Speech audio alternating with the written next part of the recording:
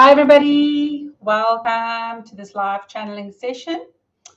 It's wonderful to be here. While I'm waiting for people to log on and join me, I will tell you a little bit about what I do. So my name is Michelle, and I'm a channeler. And I've been doing readings and psychic work for a while, but it's only last year that I actually started channeling directly.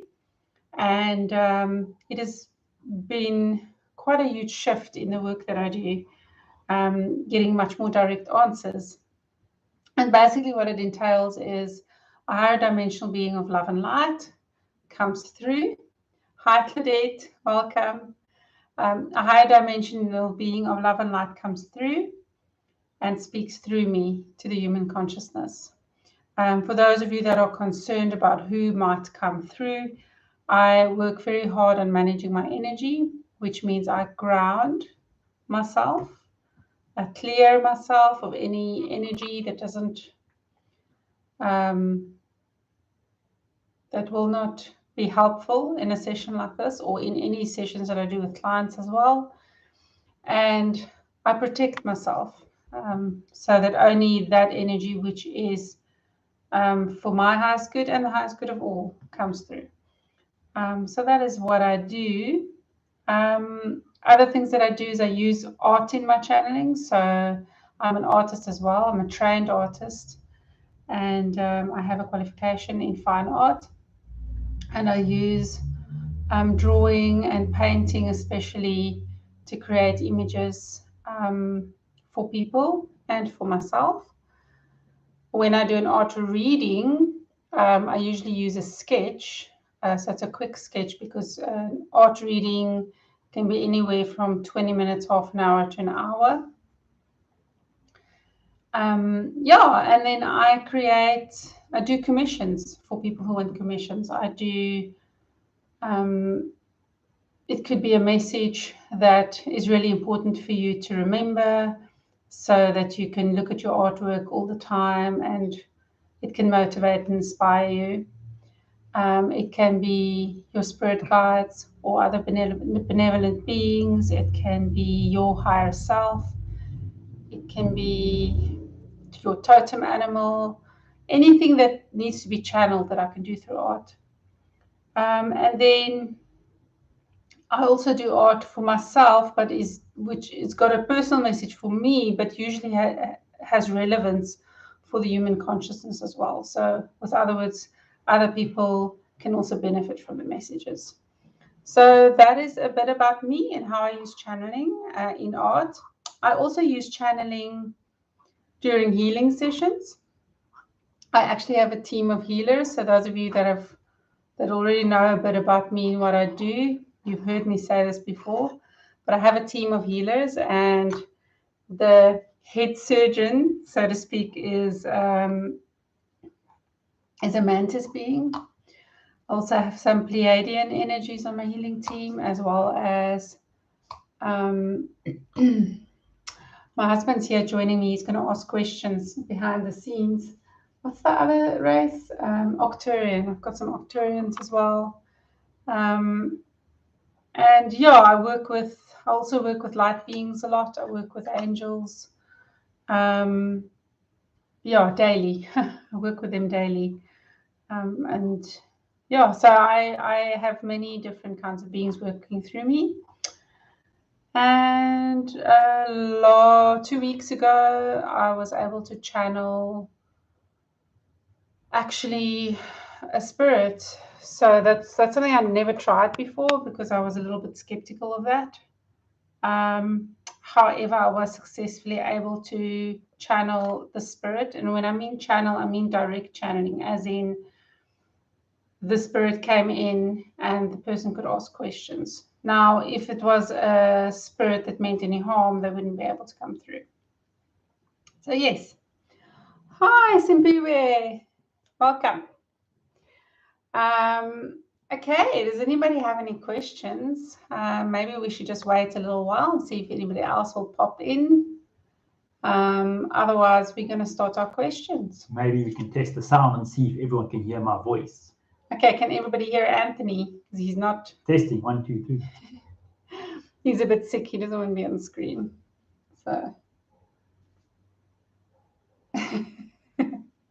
There you go. There's his hand. Okay, can everyone hear Anthony? Just give a thumbs up. All right. What else? Something I use quite. I do card readings sometimes. So that's a more general reading, if you want to put it that way. I've got 3 decks that I use most of the time. I use my tarot, and I use a Sacred Creators deck, and I've got a animal medicine card deck, which is Native American. And that one actually really resonates with me, not only because I'm vegan and I love animals, but also because I have some...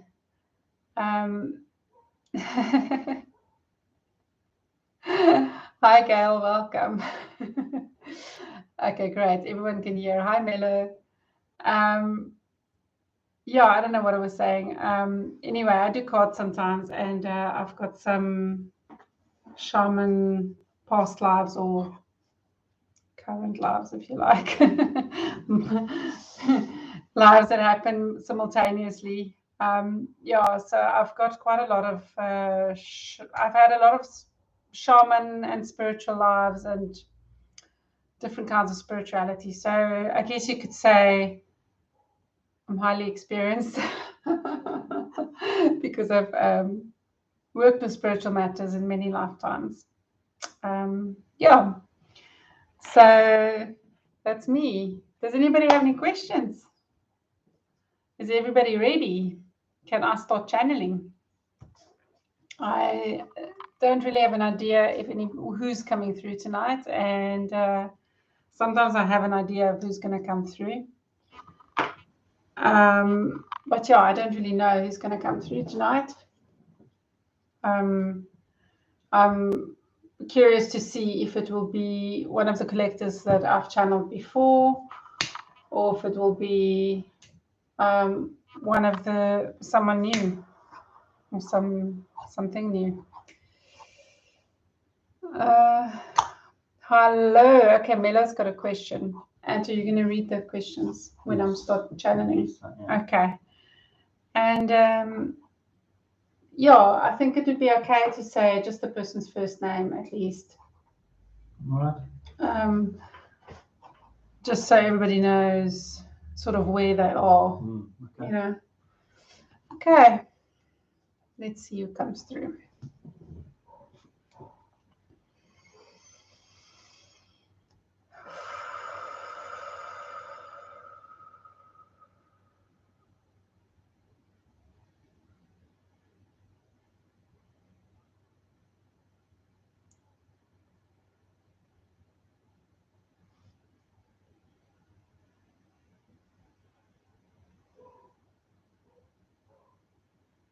Hello, beautiful humans. So lovely to be here tonight. I'm very, very happy to join you. Hello. Hi. Who are we speaking to? Hi. My name is... Michelle is struggling with this. Anyway, I am a 7th-dimensional being. I do have a few others with me, but we're not really a collective. We're more closely related, not in the way that humans think of, like blood, but we are very close in our minds in how we communicate and how we think of each other. So I guess you could call us close friends, but we feel much closer than that. You could just refer to me as Trevor. That will be fine. My name is very complicated and complex, so we will just assign a human name, Trevor, and that will be close enough. Great, thank you. You're welcome. Okay, we've got a question, Mello.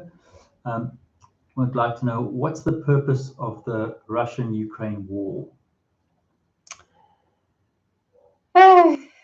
Yes. Well,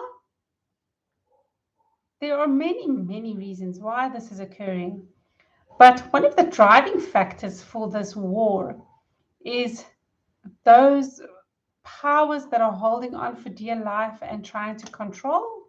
They are really wanting to, it's like a, how do you humans say, last-ditch effort to really find another outlet, another way to control. However, there are many different layers and many different reasons. As you may realize or may not realize, sometimes the darker forces, as humans like to refer to them, because on Earth, polarity is very, very a very big deal. Humans and the three-dimensional reality of the Earth is very much a place of polarity. However, as we reach higher dimensions, polarity is not that important anymore. So this polarity that we have exists here on Earth because sometimes the darker forces are creating these experiences. First of all, so that some humans can experience overcoming adversities and overcoming difficult times, and it gives them something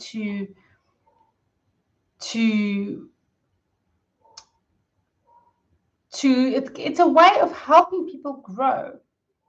So even though it can be very severe and harsh, there's a lot of growth involved, and it really, really helps to catapult whole societies and whole collectives of humans into a growth stage. However, as with anything like this, there's also negative effects that can happen, very negative effects and bitterness and all of that, which is the desired effect of those that would like to control. They would like people to focus on the negative. That is how they reign. That is how they keep people in fear and make them think, oh, Earth is not safe. What is happening to the world? And they really just want people to be in fear. So if you do not give too much energy to the fear and look at rather what, even though it may be a very long time from now, what the positive effects could be eventually, how the light shines brighter in the darkness. This is a positive way to look at it. Very, very hard to accept and listen to. However, we do understand this, but we are speaking from a very objective point of view. So please excuse us for this very rudimentary way of explaining it. Yes, these dark experiences or difficult experiences do help people to elevate their consciousnesses and become more aware. And sometimes it's also just to become more aware of what is important. Sometimes people lose sight of what's truly important, and this puts it back into perspective. Does that answer your question? Great, thank you. Yes, it definitely does. We've got another question here, is how far is the Lunar Energy Reactor from falling? Lunar?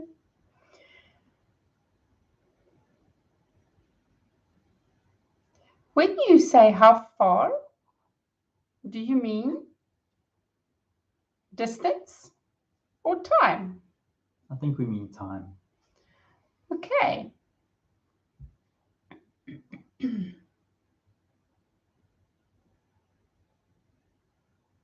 For some of you, it will happen in your current lifetime, and for some of you, it will not. So it all depends on your age, and it will probably be, there are many different things that are influencing this event. If we leave it to just science alone and how things progress with the laws of the universe, then we give it a time span, a longer time span of about 70 years. However, as people are manipulating these forces and this technology, if we can call it that, we are looking at it more in terms of 50 years. Does that make sense? It does make sense. I read the question a little bit wrong, but I think you still answered the question. Was failing, not falling, but it's the same thing in my mind. The lunar Energy Reactor. How far is it from failing? Okay. To also understand that there can always be other things that will replace it. There are technologies advancing at a very accelerated rate. And please understand that there are many of us that are assisting humans with technology. So just because it is failing now does not mean there is not something else that can take its place. Okay, thank you. And then just if we're going to carry on with the space thing now, I've got a question here.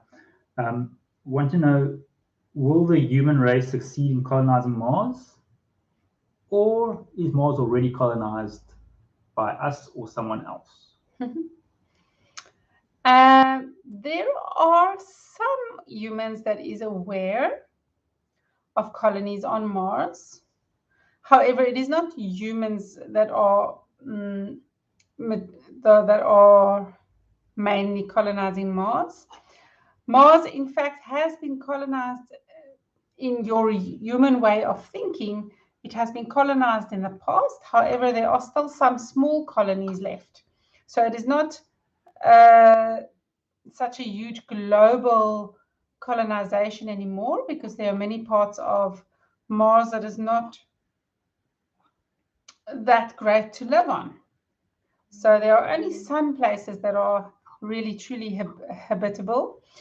In terms of future timelines, as the way that humans think about time, yes, there will definitely be opportunity for more people to go live on Mars. However, it will quite possibly not be everybody's first choice, as it is quite harsh, and people will definitely miss the nature and natural world of the Earth. That being said, there are those that will find ways to help things grow, and there is also the possibility and the certainty that people will evolve, just as the races that are currently living there are learning to evolve, and they will also eventually multiply, but at a much slower rate than it happens on Earth. Great, thank you. Got another question here. Are children affected by Ascension symptoms?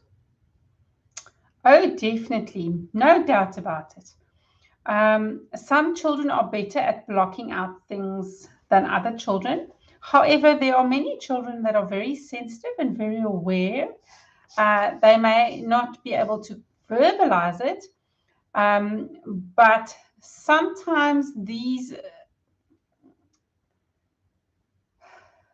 sort of symptoms, if you want to call it that, can be more noticeable with irritability.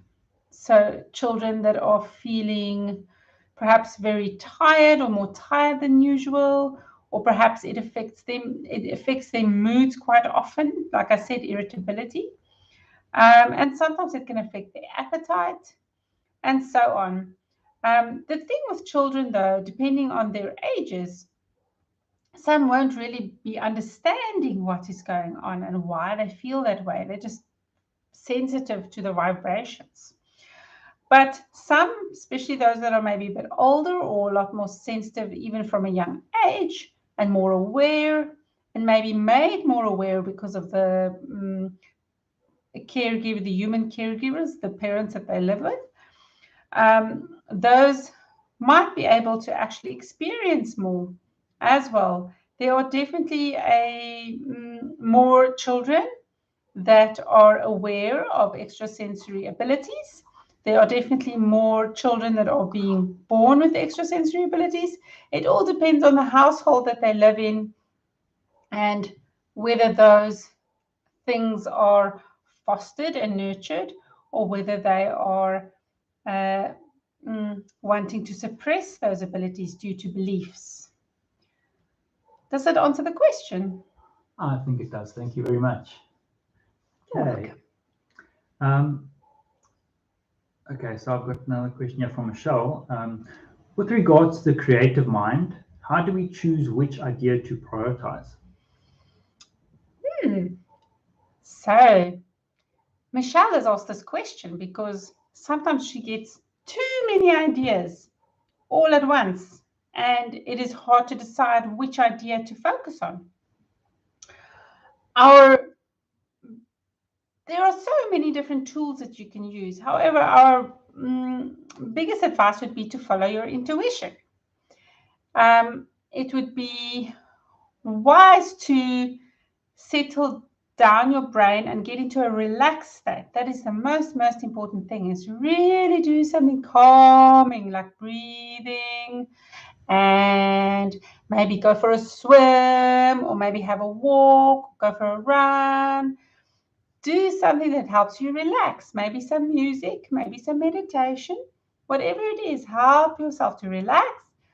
And then it is a good idea to write down all your ideas. Write it down or draw pictures, because some creative people are visual, but other creative people might prefer those little bubbles that you humans draw. It's a little mind map. So put it down, record it in some way so that you can visually see it. Many creative people are very visual. If you're more auditory, then use an auditory way to record it so that you can listen to it. And in this way, then get yourself in a calm state, and then you can sense which one would be the next best thing. And that's kind of how you have to go about it. Which one is the next best thing? And then go for that one. The important thing is to try to be committed. The one that fires you up the most and makes you the most passionate, that one that lights up for you more than all the others, even though many of them might be exciting, that is the one you should choose. And while you have that energy, that excitement energy, do it, take action. It is much more fun that way. Great, thank you. Okay, we've got another one from Melo. How does the ascension of Earth affect the entire universe? Oh, what a good question. The ascension of Earth affects the entire universe because many beings in the universe either have human DNA or have given of their DNA to the human consciousness. But it is also just because it is such a huge experiment. The whole human experience is such a huge experiment, and the way, the circumstances of the experiment, all the different things that have been added into this experiment are very, very exciting, and almost all many parts of the universe have got some hand in it and something that they want to learn from this experience. So people, beings all over the universe are really watching because they're really interested to see what would happen next. It's kind of like how humans get very, very excited about watching a drama on their television sets. It is very, very exciting to see what will happen next and what people will decide, except now it's not scripted. It is free choice. And it's also very exciting which humans, how they choose to break free, how they become awakened, and how they move forward. It's also so that we can learn as beings. Some of us have been through similar ascension processes, but every condition is a little bit different. So the set of controls almost all the different levels that's been added to this experiment and keeps being added to, makes it very exciting and interesting to watch. And so it's not only as an observer, though, it also affects us energetically, because whatever humans decide to do and however they choose to deal with things, and there seems to be sometimes different ways to deal with it, is also very interesting to us, and we learn from it, and many of us can apply it. It also helps those consciousnesses that are not in touch with their emotions to help them see how the human experiment, how humans have really, what happens when they become out of touch with their emotions and what happens when they become in touch with their emotions. The emotional experience and the sensory experiences are very, very exciting. Many of us do not have many sensory experiences. Does this answer your question? Yes, it does. Thank you very much. You're welcome. What is the importance of ritual in spiritual practice? Ritual is important because it helps act as a focus. That is the main thing. And it's about creating habits in a way. And the ritual can change, obviously. But the idea is that it helps you to focus. It helps humans especially to focus and to clear the clutter. If you create a sort of ritual, and it doesn't have to be one that you follow that is tradition, however, those also have value, but one can create one's own rituals. And you design the ritual in such a way that everything is covered. So let me think of an example. The ritual of baptism, for example, especially those of the younger children, the babies, that helps to add a layer of protection to that child if done correctly, if done in a spiritual manner and not just in a following the guidelines manner. So it all depends. That's just one example. So that one helps to protect that child, a certain level of protection. There are many, many other types of rituals. If you would like to know of a specific example or a specific ritual on how it can help as a focus or help as a tool, then please ask and be specific. We're happy to answer. So yes, it just helps people to organize their minds and kind of make sure that they're crossing all the T's and dotting all the I's. And it also just helps them, because it helps them focus, to funnel in the energy appropriately where it needs to go. Does this make sense to you? Yes, it does. Thank you. We don't have any specific examples yet, but if one comes through, I will let you know. Another question is, how do pregnant women connect with their unborn babies? Oh, there are so many ways. So, first of all, when a baby comes into a woman's womb, at a certain point, the soul enters that space.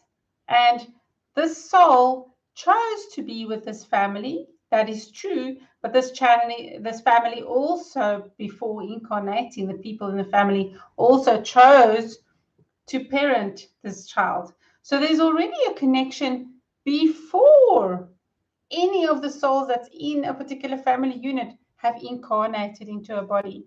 There's already an agreement and a sort of a connection or even just a decision that already creates a connection. Then, of course, human chemistry also plays a role. The hormones and all of those things influence the female, and when the soul enters, there's a kind of a elevation of this happening as well. And the baby, through the chemicals that it receives from its mother, also that's a kind of communication. never, never underestimate that chemicals carry messages of sorts. So it's on a very basic level, perhaps not always a very conscious level. However, it does filter through to the human consciousness. And of course, how the mother speaks to the baby in the womb, or sings or listens to music, or the things that the mother participates in, also will either create some separation or create a closer bond with that baby. Great, thank you very much. You're welcome. Okay, I'm going to go back to one of Michelle's questions here. How do we deal with overwhelm in stressful situations? That is the first way to deal with it, is to take a deep breath.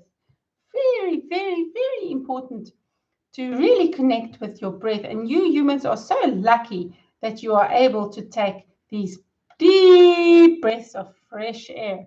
You are so lucky that you have such a lovely planet to live on with such wonderful air, and that you can physically feel the air go into your body and change the chemicals. It is wonderful. So that is one way, is just to remember to breathe, because this is natural, it's part of your natural state. So that is one example. There are many things that are part of your natural state. And if you pare it down, that is part of being human. Another way would be to do some kind of exercise if you enjoy it. Or for another one, it would be to do some art, some creative or some mindful activity, meditation. But do something simple first off, something that just helps you to calm down enough so that you can think more clearly. And breathing is usually the way to do this. However, some people struggle with breathing. Some people are sick or have very interesting medical conditions. And these people can do a breathing exercise without the deep breathing, but just do counting.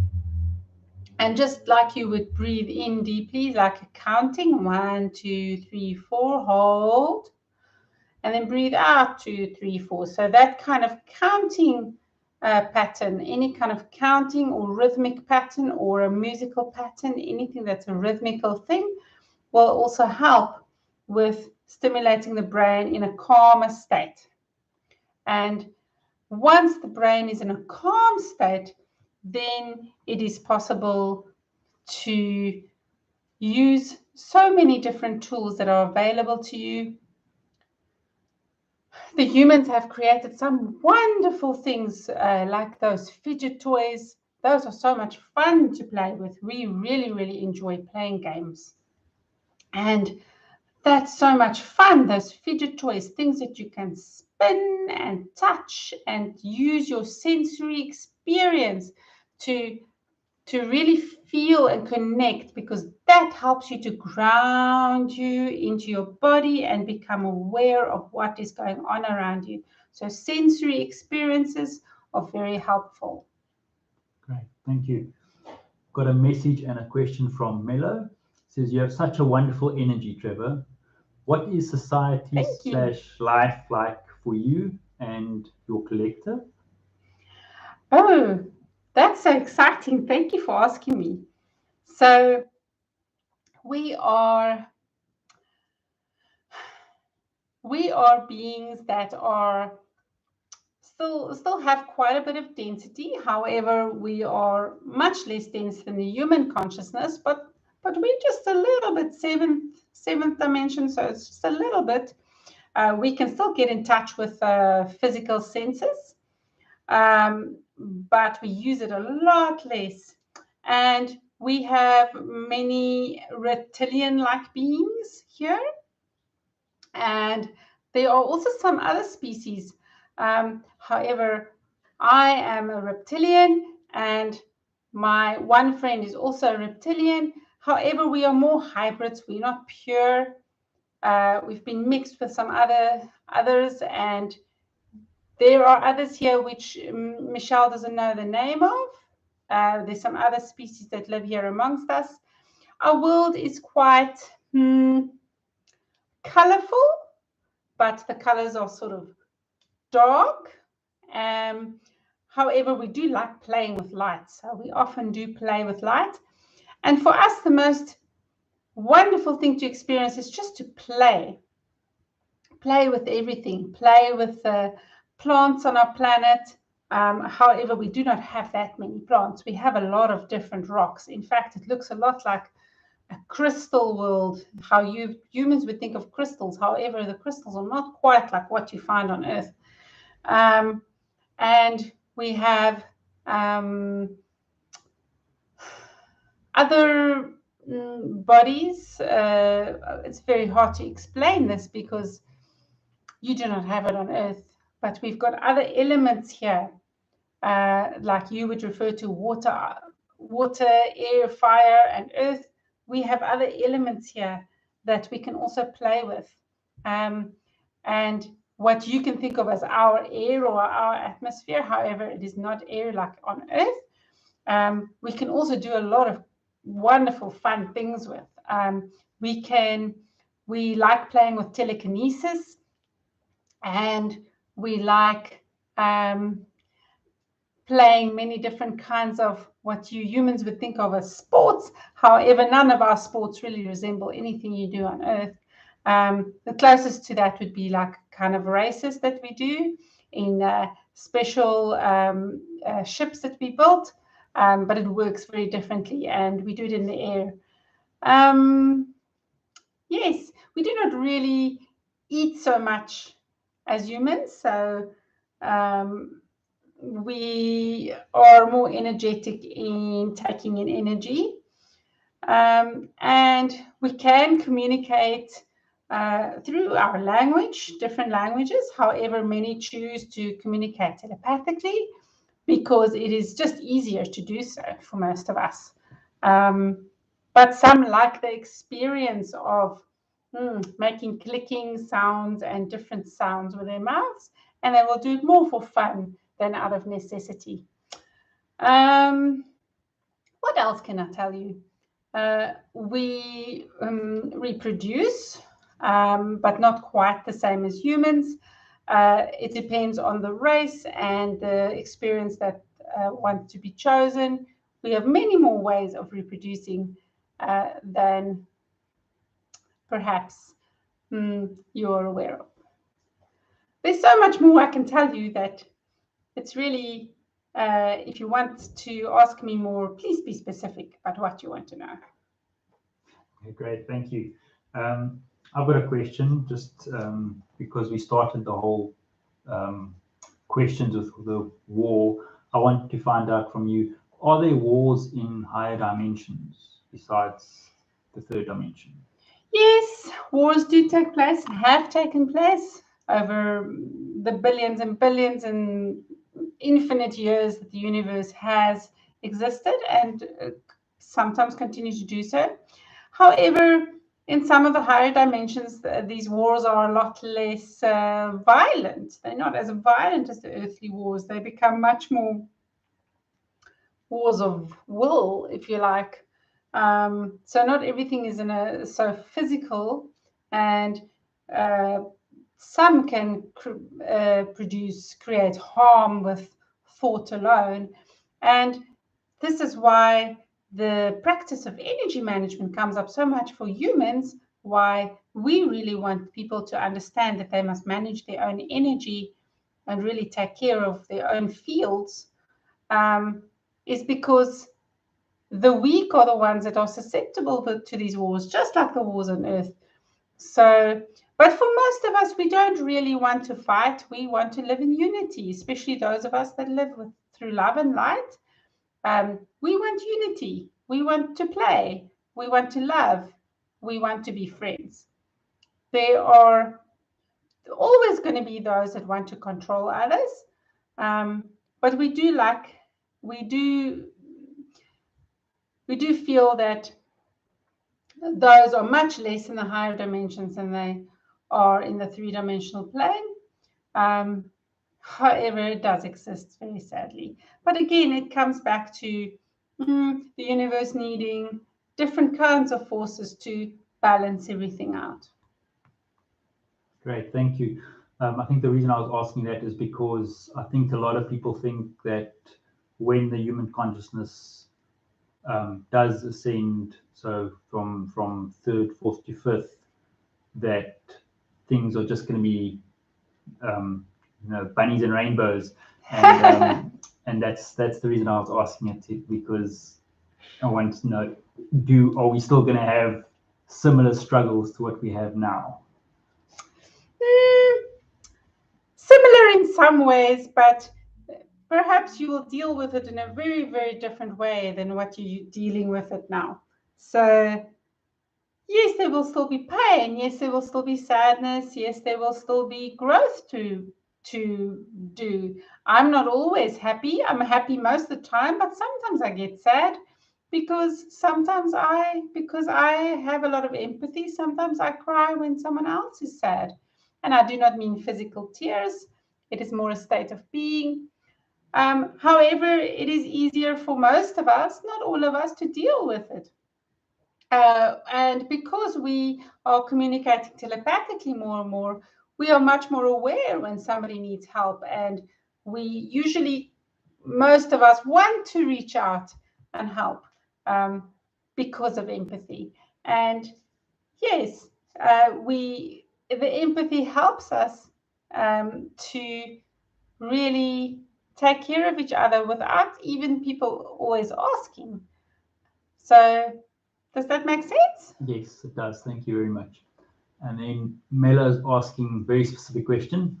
He says that he finds very fascinating what you said, and he's asking, are you the being Trevor by any chance? I am not Treb, but I know of Treb. Treb is really cool. I am, I guess you could say, younger than Treb, and I really, really enjoy watching Treb's experiences. Yes, but I am not Treb. Great, thank you. Okay, we've got a question here from Michelle. When is it more appropriate to meditate, and when is it more appropriate to journey? We like this question. Journeying is one of the things we love doing. However, just quieting your mind is also wonderful for different reasons. And this is a good question to ask. Meditation is a very useful tool for being when you would like to control the outcome, or when you would like to work on something specific that you need to learn control of. Let's put it that way. And journeying, you have to surrender completely. In meditation, there's some level of surrender that can happen or needs to happen. However, it's much more about intentions. With journeying, you can set the intention beforehand. However, once you start the journey, you have to surrender and let go. And this can be very, very useful for people that like to control too much and need to learn to let go more. So, therefore, these experiences can also be very useful in giving a person what they need, especially when the journey is being conducted by higher dimensional beings or spirit guides of a person. Because what often happens is you are taken somewhere that will teach you something about yourself, or about your life, or about the human consciousness, or about the universe that is hidden from you, that you can't think of setting an intention for. And sometimes you receive downloads in this way. So if you were setting an intent of achieving something specific, but letting the higher dimensional beings guide you to the best way to achieve that thing, then journeying is an excellent choice. And it is very, very important to make sure your body is grounded before your journey. Very important. And meditation, again, it is also useful because people do need to learn to control energy, and people do need to learn to manifest what they want in their reality. And that's part of the game of life, and part of learning on earth is for you to learn how to utilize energy on earth. So they are both very important, and they both have very different applications. Great, thank you very much. Mela's got another question here. In the highest timeline of humanity, what is our role in the galaxy? The role of humans in the galaxy is really... Please understand that humans are such a mixture of different races in the universe. However, there are many other mixed races in the universe, but the humans, because of all the experimentation and souls that incarnate willingly into bodies on the Earth plane, so it is not against their free will, it is with their consent that they incarnate into human bodies on the Earth. It's because they want to have these specific experiences and learn about emotions and learn about sensory things and have all these different experiences. So the purpose of humanity really is to help teach others how much growth can take place when there is free will and when there is in some ways less control. It's also a little bit of a scary experiment sometimes, because the free will allows people to do mean things too, not just nice things, but it's hard for me to explain this. Humans are almost like an example. Because they willingly signed up to take part in the experiments, they are teaching the rest of us in the universe what can happen. And the souls that are incarnating into the human experience, which is a very difficult plane to live on. It is not an easy place to experience, because it's a lot more difficult. You're born in and you feel separate even though you're not, and it's that journey back to finding unity again. That's part of watching how that happens. So people sign up to feel separate. Yes, and it's all these different levels of experiments that we are watching and learning from. Does it answer the question? I think it does. Thank you. And then another one from Ella. If we are destined to easily manifest in the higher densities, how do we keep negative, destructive thoughts from manifesting? This is a good question. So this is truly one of the reasons why it's difficult to live on Earth, is because humans feel so separate, and therefore it's easier to think those negative thoughts. So the important thing is to realize and to understand that we are all is one and one is all. We are all part of the greater consciousness, even me. We all are. And remembering that you're part of the bigger picture and not separate will help you to think more positive thoughts. Remembering that your very existence and your very being is an important part of the greater consciousness, because without you, there would be like a hole in the whole of the greater consciousness, and then it wouldn't be the greater consciousness anymore, because you wouldn't be there. So please understand that feeling of separateness, that is what keeps you thinking those negative thoughts. Especially when you look outward and you think that person's doing this to me, and that one was mean, and that one took my car, and that one, whatever it is. So when you start turning the experience inward and looking inside of yourself and looking at your own things that you need to deal with, then by going within and looking at yourself and learning about yourself, you will also be going without. But in the greater consciousness, first of all, you will experience that your own consciousness is bigger than just here, just this body and just this world. It is much bigger than that. So going within is how you learn that. Yes, I can't think of what else to say. Okay, no problem. Thank you. Another one from Melo. He says that this is from him. I haven't had an astral projection experience for a while. Is that because I need to work on technique, or do we get blocked at a certain point? Mela, I think in your case, you might have blocked yourself. Perhaps you had a negative experience. I'm not sure why, but the important thing is to set the intention. And the other important thing is to ground yourself. Make sure you stay connected to Earth, because this is your planet. This is what keeps, this is part of the energy that you need. But yes, you just got to set the intention, and perhaps start with your dreams. Perhaps just start with your dreams. Set the intention before you go to bed at night that you would like to travel, and also ask to remember your dreams. Your guides will help you. All your guides will help you if that is what you want. So if you truly want to astral project, you can work on it in that way, and maybe just start with your dreams and work your way up to consciousness, consciously wanting to astral travel. So that connects with journeying again. So that is another way, is to use journeying as a way to astral project.